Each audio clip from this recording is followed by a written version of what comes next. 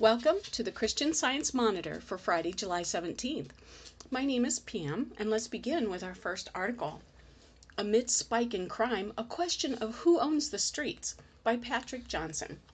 Atlanta, New York, and Alexandria, Virginia. The barricades were set up within sight of the Wendy's where an Atlanta police officer killed Rayshad Brooks last month. According to local reports, they had been there before, set up by civilians armed with semi-automatic weapons, deciding who would be allowed to pass. Residents had asked the vigilantes to leave, but were ignored. A member of the city council had been trying for days to defuse the situation. When Sequoia Turner's mother encountered the blockade on her way home, she decided to do a U-turn. That's when the men opened fire, fatally wounding the 8-year-old girl. 31 people were shot across the city over that July 4th weekend, as the homicide rate doubled over the previous year. Georgia Governor Brian Kemp declared a state of emergency in the city, but similar spikes have been seen in New York City, Chicago, and Detroit. Violent crimes usually increases during summer months, but the past month has seen levels not reached for years, if not decades, in these cities. The crimes have been predominantly within the Black community, with some pointing to the stresses of the coronavirus pandemic. Black communities have been hit harder, both medically and economically. Yet, there's also a sense that the upheaval around policing has played a role. Indeed, images of the vigilante blockade that led to Sequoia's death paint a portrait of police, in at least some cases, appearing to have partially ceded the streets. After the arrest of the officer who shot Mr. Brooks, for example, the Atlanta Police Department saw its chief resign, and as many as 50 officers applying for jobs elsewhere. In New York, meanwhile, police reforms that predated the pandemic have similarly raised questions about the line between responsible policing and public safety. In Seattle, police withdrew from an entire area of the city for weeks when protesters moved in. Now, as crime spikes in areas where police have traditionally had a conspicuous and controversial presence, the debate over policing has shifted. When a community's faith in the police collapses, how can the public safety be maintained? There is a rising crisis of policy legitimacy, says Richard Arborn, president of the Citizens Crime Commission of New York City, an independent organization focused on public safety policy reform. Police everywhere are now distrusted, and it's boiling to the surface in a way I've never seen before. Feeling abandoned. For some in Atlanta, the feeling is one of abandonment. The police just don't seem to care anymore, says Morris Worthen, a Black Atlanta native. At the same time, he adds, everybody protests police shootings of Black people, but I don't see any protests when Black people kill Black people. Nearby, a white neighbor, Tom Doyle, says he can't deny a shift in attitude among his neighbors, regardless of their race.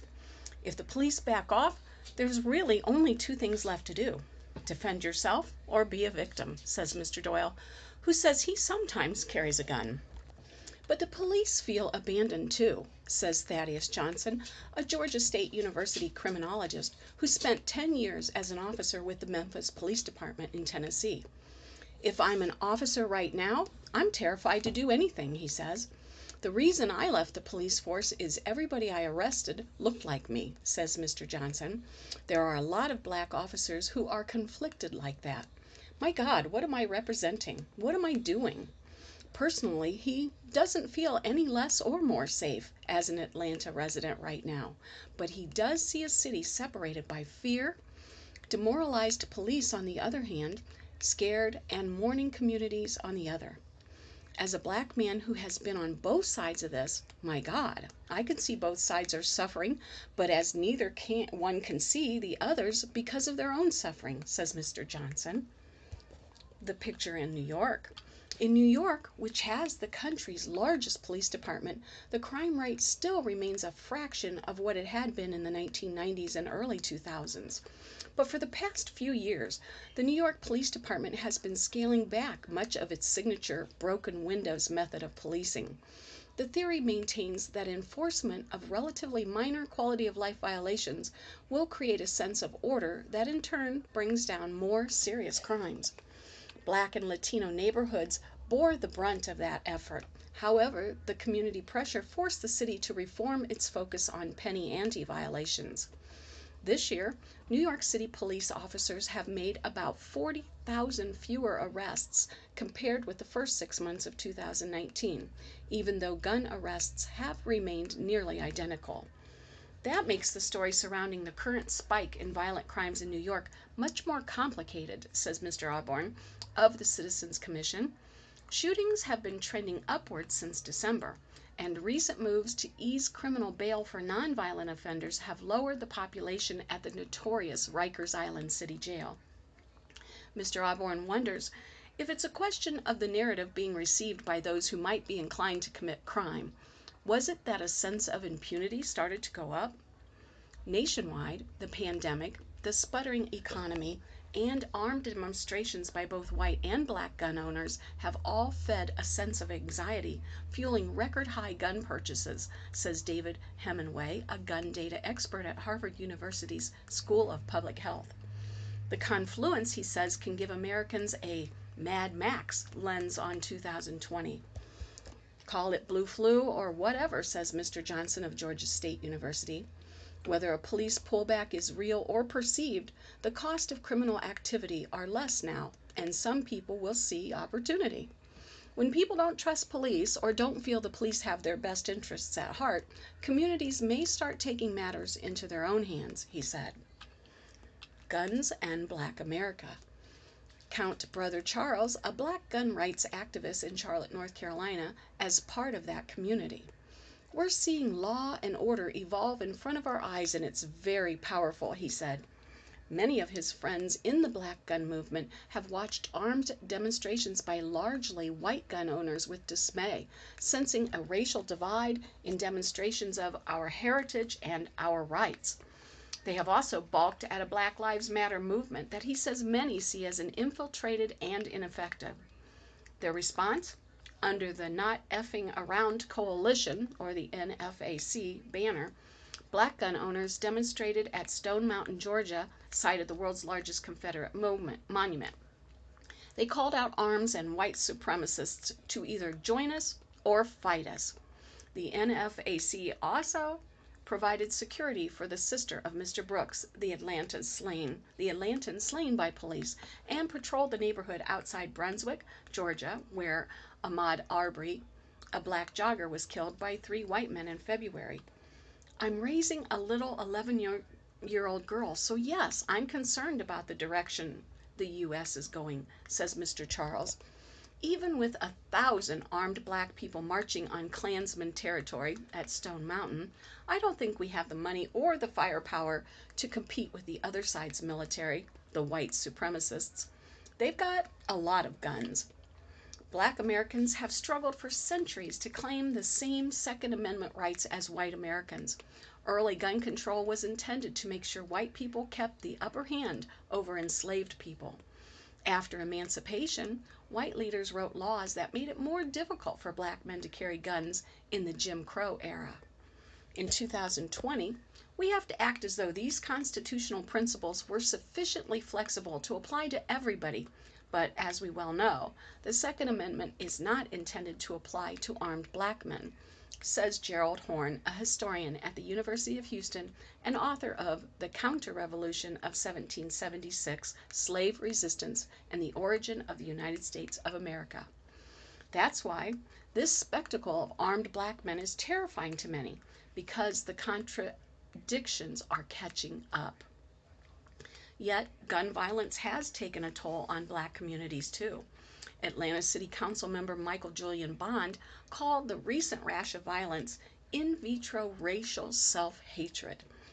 The way forward, says some activists, is not thinking these crimes require an equally strong and violent police presence, but in addressing root causes of joblessness, education, healthcare, and housing. Their question is whether the whole notion of public safety can be reconceived. In the current situation, however, guns are such a nexus that they threaten to override a more essential human dynamic that may hold a key to stemming violence between Americans more broadly, says Mr. Johnson. Cops are citizens. They're our neighbors. They do a job that's damn near impossible, and we've lost sight of that, he says. And officers have lost sight of the fact that this is not my enemy. This is my community. But somewhere along the line, we forgot all that as everything got so politicized and racialized. You can't get to the real answers. It's frustrating. This next article is titled, School Starting Soon, Why Are Parents and Kids Still in Limbo? Sarah Miller Lana, in Toronto and Boston.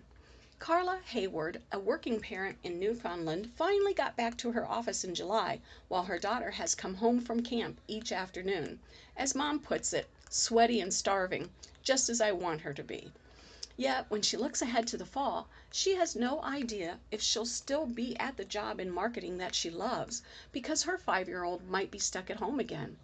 Although her employer has figured out how to get staff back to work and her kids' summer camp is operating, there is no concrete plan, or even a best guess in many places, for how to get millions of school-aged children in North America safely back to class. Instead, she feels that authorities have left families, and particularly women, to simply figure it out. There is a pervasive thought that women know how to deal with the children. Women will figure it out, she says. But coping with something for a few months is very different than coping with something looking out over a year. I literally don't know how I do it on top of working full time. As governments allow restaurants, malls, and even gyms to reopen with strict new guidelines, the 2020-21 academic year is seeming to many a policy afterthought, something for local school districts or families to solve.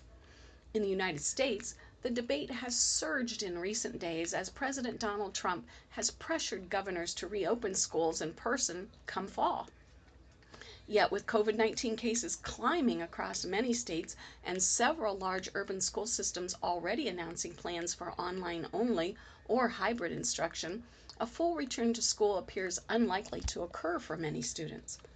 But the problem remains. The economy can't grow without kids in safe, full-time care. In the U.S., parents with minor children make up nearly 1/3 of the workforce, and as of 2017, 41% of children relied on their mother as the sole or primary breadwinner for their family. Competing priorities, a streak of individualism, and perhaps most crucially, stretches resources, not to mention the uncertain science around COVID-19 and the anxieties parents feel about sending their kids back into group settings, has conspired to leave families and their employers in prolonged limbo. Yet, if carefully planned, school reopening could be done in many places, experts suggest. We have a policy solution for entertainment and personal services and restaurants. We can continue to do unemployment support and loans for small businesses, says Sarah Cohodes, Associate Professor of Economic and Education at Columbia University. Currently, we don't have any policies or solutions for kids other than to say to families, tough luck, figure it out.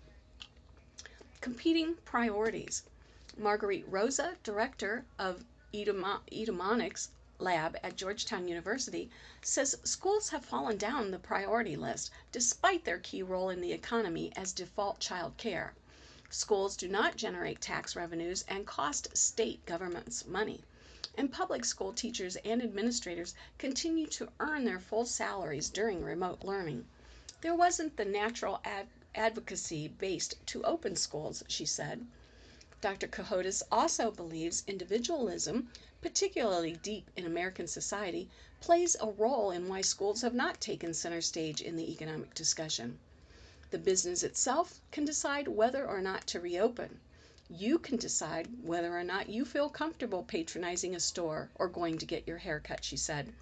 We're a very individualist society, but that also puts the responsibility and onus on the individual, and schools are a collective responsibility.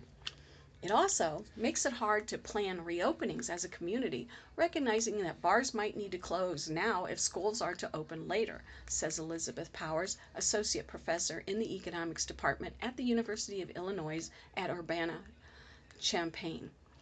They're all bad choices. We don't want people not to work at bars and restaurants, but I think there has to be a conversation. We can't just open everything across the board. Juliet Kayyem is a former Assistant Secretary for Homeland Security under former President Barack Obama.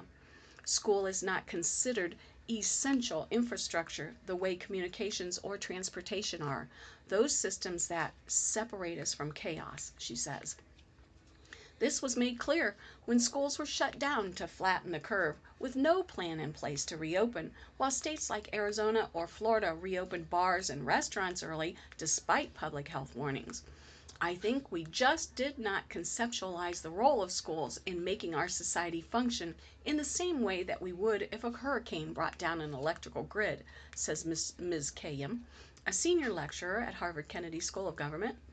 Upon closing all the schools, which seemed like the right approach in March, somehow we waited until July to sort of figure this out. Frustration has grown over social media with hashtag schools before bars trending. In some ways, it's become more intense in Canada, since the number of confirmed cases and hospitalizations have continued on a downward decline and the academic year has not become a political wedge issue. The American Academy of Pediatrics and the Hospital for Sick Children in Toronto have argued for a return to class as possible. Given the emerging science around risks associated with children, and as school openings elsewhere haven't seeded the same kind of outbreaks as concerts or conferences. When Ottawa-based policy analyst Lauren Dobson Hughes wrote a column in Canada's The Globe and Mail early this month, the conversation lit up north of the border. Education is a human right, but you would not know this in most of Canada, she wrote. With restaurants, bars, golf clubs, and gyms reopening, it is increasingly obvious that we have our priorities utterly backwards. Education and childcare must be our biggest priority, not a mere afterthought delegated to school boards and schools. I think every mother I know went, yes, plus 1,000, says Alex Usher, president of Higher Education Strategy Associates, a Toronto-based consultancy. Mr. Usher knows there are unions, regulations, access, transport, and a host of other barriers to consider for safe reopening. But that's why provinces should be mobilizing now with every bit of creativity they can, he argues. His own work is concentrated in higher education, so he's well aware of how space in those institutions will be available next term. In Toronto, we've got a massive convention center sitting empty. Why not use community centers? Why not use churches, he said. None of these are perfect solutions, but they are options beyond what the government seems to be considering. 6 weeks away from September, Ontario's Education Minister Stephen Lacey has revealed nothing more than that school boards should plan on 3 scenarios: online classes, full-time in-class instructions, or a hybrid model.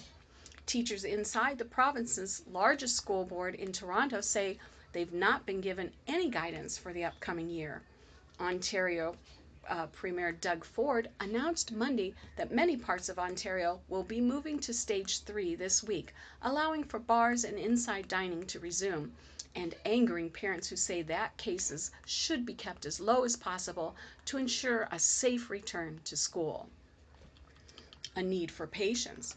John Bailey, visiting fellow at the American Enterprise Institute in Washington, D.C., and co-author of A Blueprint for Back to School, says some patience is due. I think opening a bar or a restaurant is much simpler than opening a complex operation like a school, he says. The plans must reflect the fast-changing nature of the pandemic, which favors a wait-and-see approach, and address concerns of teachers and school staff fearful for their health. Politics has only complicated the path forward. We just saw the tweets from Trump and Secretary of Education Betsy DeVos saying, reopen schools fully in the fall.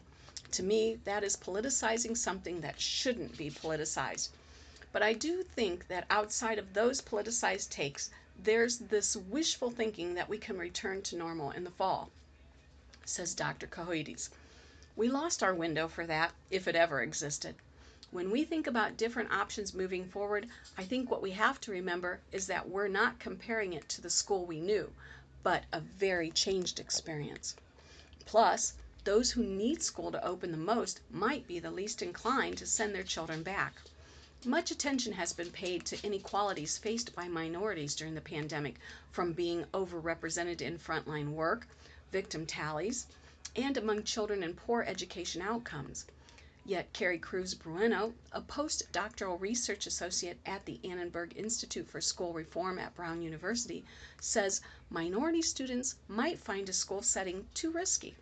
For example, Black and Latino families are more likely to have intergenerational households with grandparents living under the same roof, she says, so those families will need to make collective decisions about whether a child returning to school in person is good for the health of the home. Despite the complexities around reopening, many parents say it's also impossible to ignore the gender aspect. The economic toll on women has been huge. In the U.S., social norms and gender pay gaps mean that most likely it will be mothers who leave the workforce, says Dr. Powers. A study in Canada showed the pandemic exacerbating the gender employment gap, particularly among those with elementary-age children. Colorado mom Amy Webb has a 7 and 11-year-old sons and is also the founder of the Thoughtful Parent blog. She is grateful for the flexibility she has to work from home, unlike many parents, but it means readjusting her expectations as the only realistic way to juggle it all. I'm planning the lowest threshold of work I can do, she says. Society is too accepting of this, says Ms. Hayward, the Newfoundland mom, exposing the fragility of women's full equality when it comes to labor. When it comes down to brass tacks, that sort of support tends to fall away fairly quickly, she said. The stigmas surrounding working mothers have also exacerbated the impossible choices women face now and kept some women from advocating for better solutions. As a mother, if I speak out and say, I need my child to go back to school in September, there's a worry for me that someone is going to say, you're willing to put your child at risk for your career, Ms. Hayward said. And a lot of us have health worries, and we're tired, and we're busy, and we don't have a voice left. We've really become so exhausted by all of this that the thought of advocating for one more thing has felt impossible. This next article is titled, EU Electric Car Sales Keep on Rolling Despite Virus Recession by David McHugh, Frankfurt, Germany. The coronavirus has canceled business plans all over the world, but Europe's push into electric cars isn't one of them. Sales of battery-powered and hybrid cars have held up better than the overall market amid a deeply painful recession, mainly thanks to the action of the governments. The 27-country European Union is moving ahead with a major shift in transportation as part of the bloc's effort against climate change. Under regulatory pressure, car makers are rolling out a slew of new electric models so they can meet tougher limits on greenhouse gases that come into full force next year. Battery-only models are becoming more affordable, especially as sales are supported by substantial government subsidies. As sales of internal combustion cars have fallen, demand for battery-only cars and hybrids that combine electric motors with conventional engines has been stable or even increased, recent statistics show. By contrast, electric car adoption is moving forward slowly in the United States due to regulatory uncertainty. The market share of battery and hybrid vehicles rose sharply across major European markets during the first half of the year, even as the outbreak closed showrooms in March and April. Germany saw an increase of 8.4% from 3.4% a year earlier, as overall sales of all car types slumped 35%. France saw the plug-in share jump to 9% from 2.5%. Sweden saw a surge to 25% from 10%. One of the pandemic car buyers was Frank Schnedel, a dentist from a small town outside the Bavarian city of Augsburg. In May, he bought a battery-powered Hyundai Kona Electro, a compact SUV-styled hatchback. He has rented a Tesla on vacation for a couple of days. My son is getting his driver's license at the moment, and a Tesla is a bit too expensive and too fast, so I was glad to discover the Hyundai Kona, he said. He hasn't driven his 10-year-old Mercedes E-Class station wagon since. It's fun, fast, and quiet, technologically up to date, says Mr. Schendel. We drive the Kona everywhere. 500 kilometers to visit Grandma, grocery shopping. We do every trip with the Kona. The 64 kilowatt hour battery has a range of up to 484 kilometers, enough to reach Grandma with just one stop at a highway charging station. Electric car buyers are attracted by large government incentives under the German government's last stimulus package. For example, an electric car with a price tag under 40,000 euros is eligible for a 9,000 euro incentive, 3,000 euros of that to be paid by the manufacturer. Car buyers now have 70 different battery and hybrid models to choose from. The prices starting below 20,000 euros, including those local subsidies in the case of Seat Me, the Renault Twingo ZE, and the Skoda Citigo E4. Volkswagen says it will start delivering its ID.3 battery hatchback by year end, starting under 30,000 euros. The demand is growing fast, very fast, said Jürgen Sengel, an auto dealer in the town of Landsberg am Lech, who sold Mr. Schendel his Kona. Mr. Sengel decided in 2016 to anticipate the trend and focus on electrics, which are 90% of his business. It has gone the way I suspected it would. First a trickle, now a flood, he says. Beyond the incentives, customers find electrics more attractive once range exceed 186 miles on a charge. The pandemic has nonetheless caused huge pain for car makers. Daimler AG, maker of the Mercedes-Benz luxury cars, says it will intensify cost-cutting efforts. Our previously efficiency goals covered the upcoming transformation, but not the global recession, said Daimler CEO Ola Kalanisis. Automakers in the EU need to reduce the average emission of their fleets to 95 grams of carbon dioxide per kilometer driven starting next year. That's equivalent to 57.4 miles per gallon of gasoline.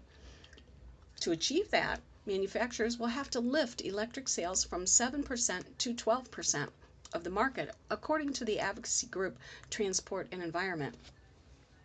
The new limit is part of the EU effort to comply with the 2015 Paris Climate Accord to reduce carbon dioxide emissions, blamed by scientists for global warming and accompanying climate change. The U.S., with cheap gasoline and a federal government that wants to roll back fuel economy requirements, is lagging the rest of the world in electric vehicle sales and launches.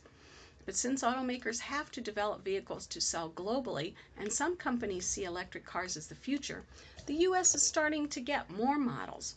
General Motors CEO Mary Barra has promised an all-electric future, with the company developing 20 electric models to sell globally by 2023.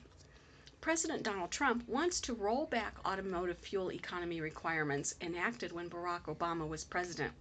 But the rollback has been challenged in court, and it's uncertain which standards automakers will have to meet.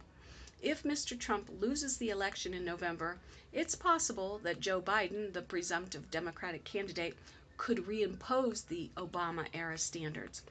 Last year, automakers sold 236,000 fully electric vehicles in the U.S., but that's only 1.3% of the 17.3 million new vehicles that were purchased. In China, a reduction in subsidies led to a slowdown in electric sales last year, but the government is moving ahead with its requirements for more low-emission vehicles over the long term. Electrics were 4.9% of the market. Saul Lopez, e-mobility manager at Transport and Environment, said that European automakers appear on track to meet the CO2 goals. He noted, however, that car makers often seem eager to sell enough cars to meet the requirement, but not much more. Some electrics have sold out. The reason? The car makers make poor margins on electric vehicles and good margins on SUVs, he said. At the end of the day, it's a compliance-driven market.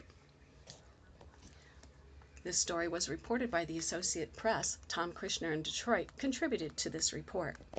I don't usually add to these articles, but I did want to mention that a euro is $1.14 US. So if the cars start at 20,000, it would cost us 22,800, and the new Volkswagen they said was under 30,000 euros, which would be 34,200 US dollars. Okay, moving on. From South Sudan to Australia, One Man's Quest to Save Stories by Ryan Lenora Brown. Growing up, much of Peter Deng's world revolved around stories. In the cattle camps where he was raised in southern Sudan, we passed down our history through songs, he said. When the country's brutal civil war forced him to flee his home at the age of 18, he took those stories with him. And when a decade later he received the news that he was being resettled from the Kakuma refugee camp in Kenya to Australia, the stories he memorialized all those years before traveled there too. But as he made his life as a refugee in Australia, Mr. Deng began to worry. Many of the southern Sudanese he met in Australia had either been born abroad or were too young when they left to remember life there. They knew little of their community's history. They tripped over the words when they tried to speak their mother tongues. I didn't want people to forget where they came from, he said. I wanted them to know the history they were part of. In 2009, Mr. Deng began scouring the internet for books on southern Sudanese history to share with other refugees in Australia, but quickly discovered that many were out of print or prohibitively expensive because they were so rare. He imported what he could from Kenya, the United States, and the United Kingdom, but realized if he were to make his country's literature and history more accessible, he needed to start printing it himself. Mr. Deng had never worked in publishing.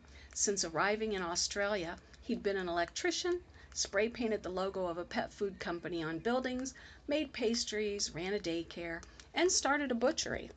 But along the way, he earned a degree in international business at Victoria University in Melbourne, and so he figured, why not try book publishing next? In 2012, he founded Africa World Books. Today, the company prints its titles largely on demand, which Mr. Deng says has allowed him to sidestep the traditional financial barriers to publish and distribute a much wider range of texts. He sells not just the old school histories of southern Sudan written by missionaries and Western academics, but also the more contemporary history, books, memoirs, and language textbooks written by South Sudanese themselves. The books, he said, are meant to be a resource for both the South Sudanese diaspora and Australians curious about their new neighbors. Australians are a kind people, but they don't always know who we are, he says.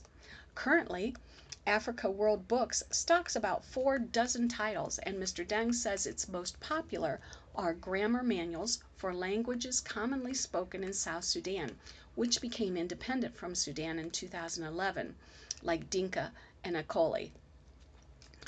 Ajak Duwani Ajak, a South Sudanese mining consultant who lives in Perth, like Mr. Deng, recently bought a book called The Dinka's Grammar, to learn more about the structure of a language he has spoken from birth. He says he hopes to eventually start teaching Dinka to younger South Sudanese in Australia. If you lose your language, then you lose your culture as a South Sudanese. It's as simple as that, he says. And if we cannot read and write Dinka, there will come a time when all of us spread around the world that our stories written in Dinka will disappear. Like Mr. Deng, Mr. Ajak worries about what it means that so many South Sudanese don't know their own homeland because of the wars that have convulsed it for decades. Hundreds of thousands of lives outside the country and some 25,000 people born in either Sudan or South Sudan live in Australia. Reading our history can be part of our healing, Mr. Deng says. Because we come from an oral culture, this is a job none of my ancestors had, but I think it's one they would respect. Well, friends, that concludes the Christian Science Monitor reading for July 17th. This is Pam saying, please stay safe, be blessed, and make it a great day.